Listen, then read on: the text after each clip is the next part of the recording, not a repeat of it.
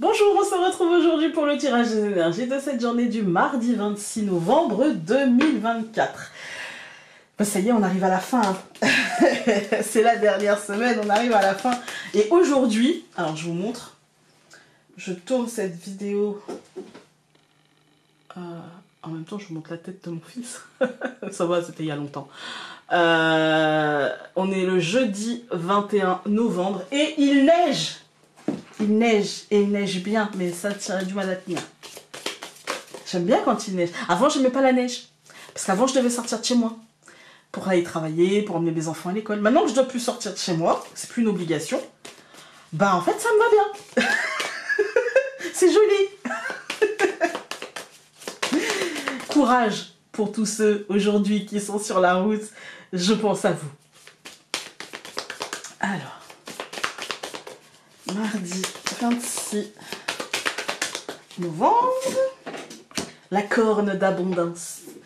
En même temps, on avait quand même si, voilà, on avait des cartes renversées, donc avec qui montraient qu'on a, enfin, ça montre l'attention à porter sur les choses. Mais le char, moi, c'est une carte que j'adore en carte générale, parce que elle nous parle vraiment d'avancée, de mouvement, de changement, qu'il faut tenir les rênes, etc. Et dans ces moments-là, bah, on ne subit pas, on va chercher. Et on va chercher quoi? Bah, l'abondance, apparemment, les amis. Donc, moi, ça me va très bien. Et donc, dans le relationnel, nous avons le temps. Ah, donc c'est peut-être préparer l'abondance, c'est peut-être mise en place de l'abondance, et du coup, cultiver peut-être son réseau, être patient, laisser le temps au temps, ne pas se précipiter, parce que la corne d'abondance, en fait, je dirais pas qu'il faut la mériter, mais il faut laisser le temps au temps. Voilà, pour que l'abondance arrive, pour que celle-ci soit vraiment productive, je dirais, parce que l'abondance, en fait, en vérité, on peut avoir d'un seul coup beaucoup, mais en une seule fois, puis plus rien. Vous voyez, on réussit un truc. Moi, je prends toujours ça dans mes tirages personnels, je dirais. Il y a deux types d'abondance, en fait. Il y a l'abondance ressentie sur le moment, celle qui va durer 1 mois, 6 mois, 1 an, c'est-à-dire par exemple on monte une petite entreprise et là d'un seul coup il y a une hype sur nous et d'un seul coup c'est l'abondance, voilà, et on ne la cultive pas parce qu'en fait on en profite juste, voilà, et donc on n'est pas en train de travailler, on n'est pas en train de la pérenniser, on n'est pas en train, la pérenniser ça voudrait dire prendre le temps de préparer l'avenir, prendre le temps de voir l'après. Non, on est dans la jouissance du moment présent et après on pleure parce que l'abondance est partie. Et très souvent on a du mal à rebondir parce qu'en fait, comme on a profité de l'instant présent, souvent on a dépensé l'instant présent et on n'a pas investi pour l'avenir. L'abondance, elle est là pour être investie et pour être cultivée, je dirais, ne pas être lâchée. Ceux qui réussissent leur projet, c'est ceux qui prennent le temps un petit peu de profiter, mais qui prennent dans ce temps de profit de se projeter. Qu'est-ce que je vais faire de ça, en fait? Et c'est pareil dans le relationnel. On peut, comment dire ça, rencontrer quelqu'un, voir l'instant présent, et dans l'instant présent, il comble le besoin que j'ai aujourd'hui, sans voir les failles, sans voir parfois les défaillances, sans voir ce qui posera problème après. En fait, alors il y a des problèmes qui seront surmontables, et puis il y a des problèmes qui le seront beaucoup moins, en fait. Hein. Et en fait, aujourd'hui, on nous dit, oui, c'est une très belle journée. En tout cas, avec ces deux cartes-là, on nous dit, voilà, il y a une vraie forme d'abondance qui arrive. Mais fais très attention à la notion de temps. Soit de ne pas trop faire, comment dire, mettre le voile sur l'avenir en profitant trop, enfin, on profite jamais trop du temps présent, mais en ne se projetant pas sur la suite, ou soit justement en n'étant pas assez dans l'instant présent, il y a un déséquilibre. À nous, chacun d'entre nous, de voir, toi, moi, lui, elle, de voir comment ça va impacter. Moi, je sais que mon problème à moi, c'est de ne pas profiter de l'instant présent et de toujours être dans la projection. Et du coup, je ne profite pas de l'abondance présente. Voilà, je suis tout le temps en train de... Et l'horizon, En fait, plus j'avance, plus l'horizon il est loin, en fait. Et c'est toujours demain avec moi. Et demain c'est loin, en fait. Hein. Je suis toujours sur un coup d'avance. Et autour de moi, j'ai des gens qui peut-être sont trop dans la jouissance de l'instant présent et pas assez dans la projection de l'après. Ou en tout cas, peut-être plus dans la rêverie que dans la projection.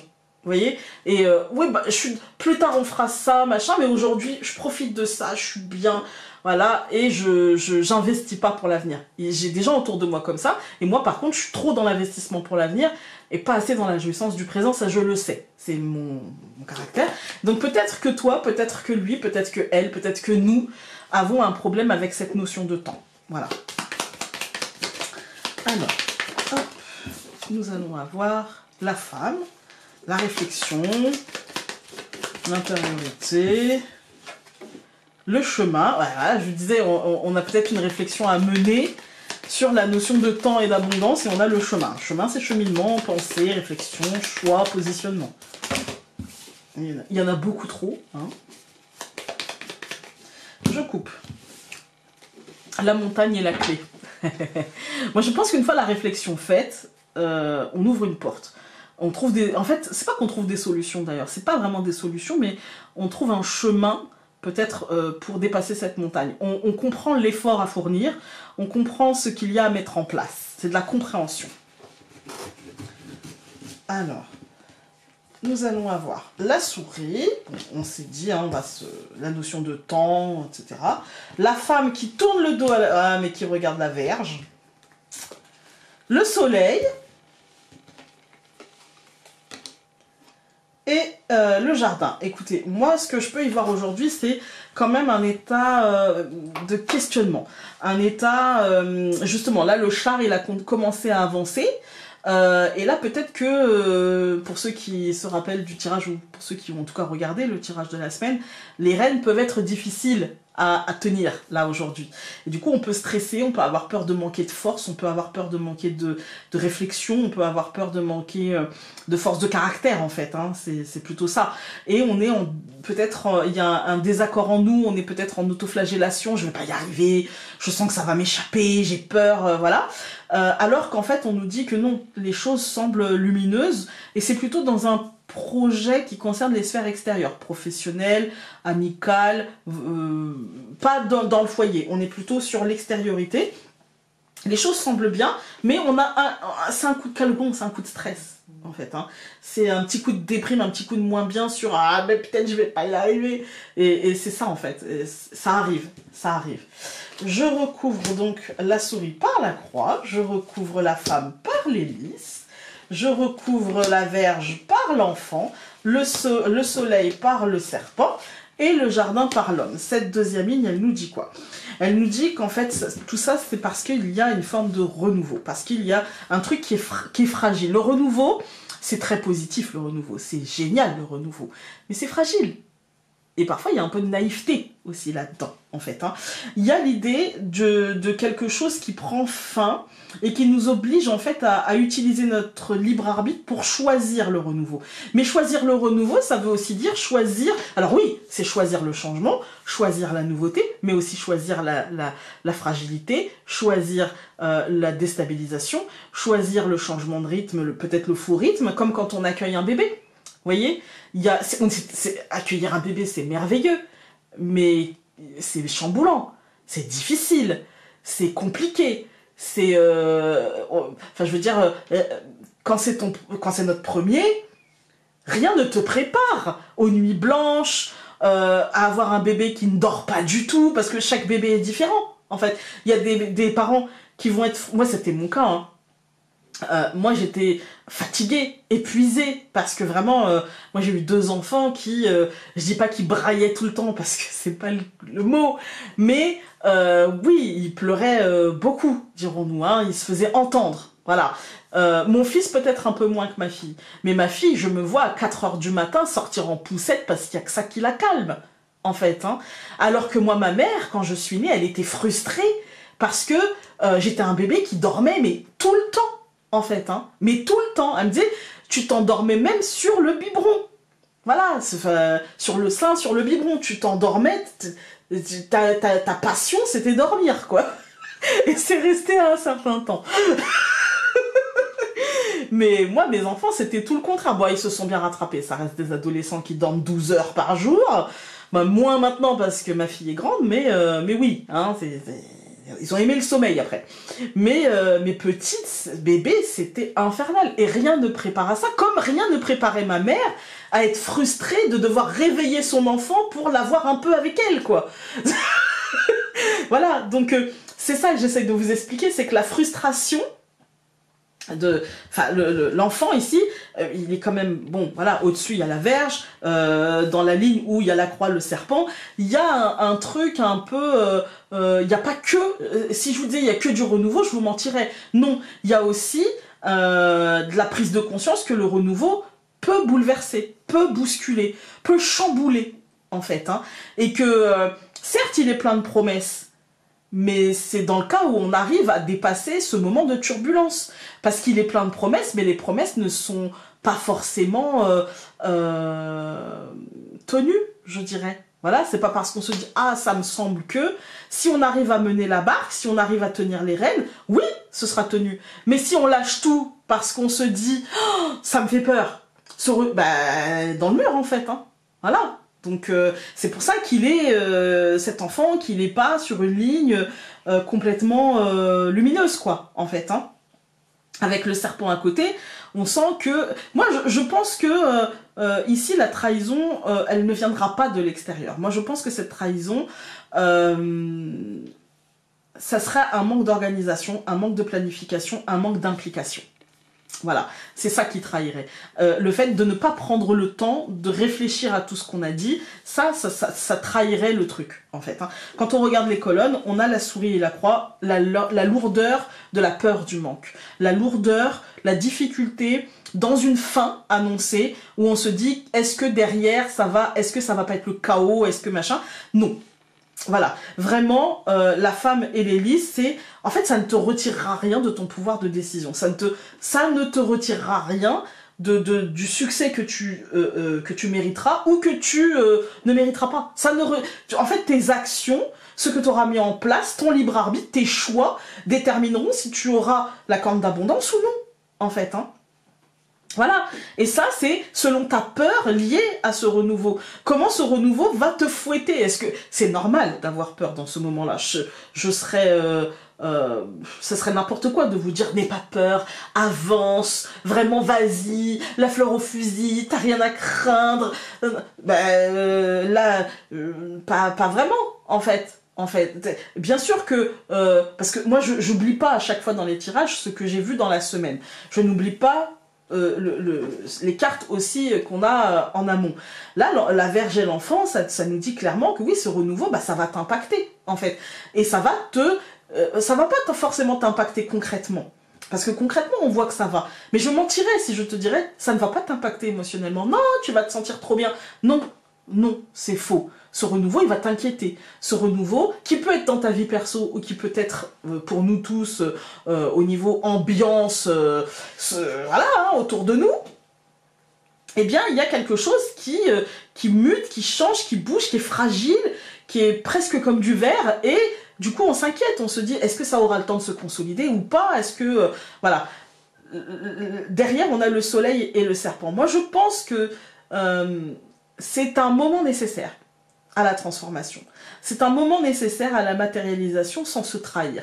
Mais tout le monde n'en sera pas capable parce que, moi la première, parfois, je me trahis par mes peurs. Je me trahis par mes croyances limitantes. Je me trahis par un plafond de verre que je me mets en me disant « ça, j'en suis pas capable ». Vous voyez? Voilà, c'est humain. Je suis pas en train de vous dire « allez, on y va, machin ». Il y a des plafonds de verre qu'on fera exploser parce qu'on se dit « merde, c'est bon, j'y vais ». Et puis il y en a d'autres qu'on ne fera pas exploser.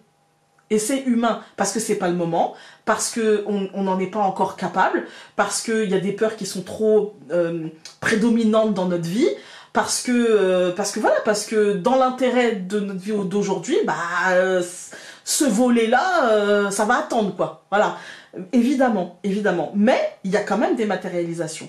Voilà, ce qu'on nous invite à faire, c'est avec le jardin et l'homme, c'est de mettre de l'ordre dans nos cercles sociaux, mais aussi dans notre place concrète, avec ces cercles sociaux, dans le temps que l'on accorde à cette extériorité, dans ce qu'on partage avec cette extériorité, de nous remettre à notre juste place et de remettre les autres à leur juste place par rapport à nous. Voilà. On va regarder le mantra. Mais tout ça, c'est dans la positivité. C'est long. On a l'impression que ce tirage n'a pas été...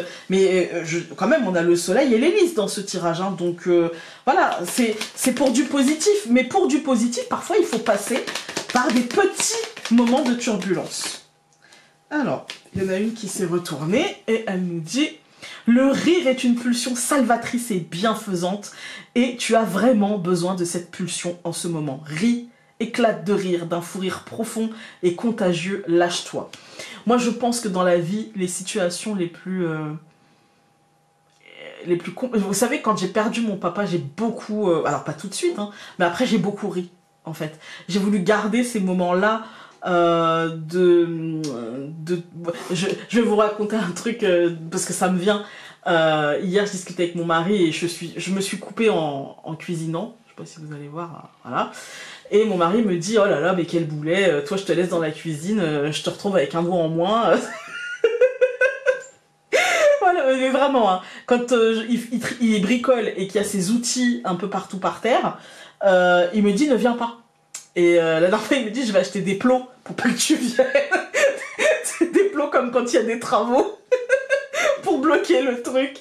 Et ça m'a fait penser à mon papa qui, de temps en temps, il m'emmenait avec lui dans les foyers Sonacotra, pour ceux qui connaissent. Et pour ceux qui connaissent pas, c'est des foyers où il y a des Africains, en fait, des Maghrébins, des Africains, des Asiatiques, enfin des étrangers qui viennent. Et c'est des endroits où ils dorment, en fait. Et on allait là-bas parce que mon oncle, il faisait cuire du maïs dans un foyer Sonacotra. Et à chaque fois, je jouais avec les enfants et je revenais blessée. Mais à chaque fois. À chaque fois. Et un jour, il m'a dit, non mais c'est bon, tu restes avec nous, et donc tu t'assois à côté de ton oncle et tu bouges plus. Voilà, il faisait froid en plus ce jour-là, et c'était au feu de bois, et il m'a dit, voilà, t'auras chaud, mets-toi à côté du feu. Et j'ai pas touché au feu, hein. Et ben, il y a quand même un truc qui est venu me blesser. J'ai été brûlée parce qu'il y a un truc qui a sauté, et c'est venu me... Et du coup, il m'a dit, non mais en fait, tu vas juste arrêter de venir, quoi. Parce que lui-même m'avait dit, mais c'est pas possible d'être un boulet comme ça, quoi. Il y a un trou. Moi, quand j'étais petite, on me disait, regarde où tu marches. Parce que à chaque fois, je me tordais la cheville, etc. Donc, quand on répète à un enfant, regarde où tu marches, il finit par regarder par terre quand il marche. Et du coup, je me prenais les poteaux. Voilà, c'est pas une vanne, hein. C'est pas une vanne. Donc après, ma mère me disait, non mais regarde devant toi. Bah du coup, je recommençais à tomber dans les trous, quoi. Je n'y arrive pas. J'ai un problème cognitif. Voilà, ça doit être psychomoteur. Je n'y arrive. Encore aujourd'hui, hein. Encore aujourd'hui, je marche, à la maison, c'est ma maison. J'arrive à me prendre dans les portes, dans les machins, je sais pas. Voilà, Pierre Richard, c'est moi. Voilà, et c'est comme ça qu'on m'appelait. Hein, donc, c'est vous dire. Donc voilà, c'est même dans les moments les plus compliqués, même dans les moments les plus... il faut rire. C'est vraiment, ça permet d'extérioriser. C'est comme pleurer en fait. Hein. Rire, c'est comme pleurer, ça permet d'extérioriser. Et parfois, les situations sont tellement ubuesques et on est là catastrophé devant le truc. Et bah des fois, il faut mieux en rire en fait. Hein. Ça n'enlèvera pas qu'on ira chercher la solution, hein, mais au moins, ça enlève un peu de la verge. Voilà. Je vous embrasse, c'est très long, je vous dis à demain. Salut!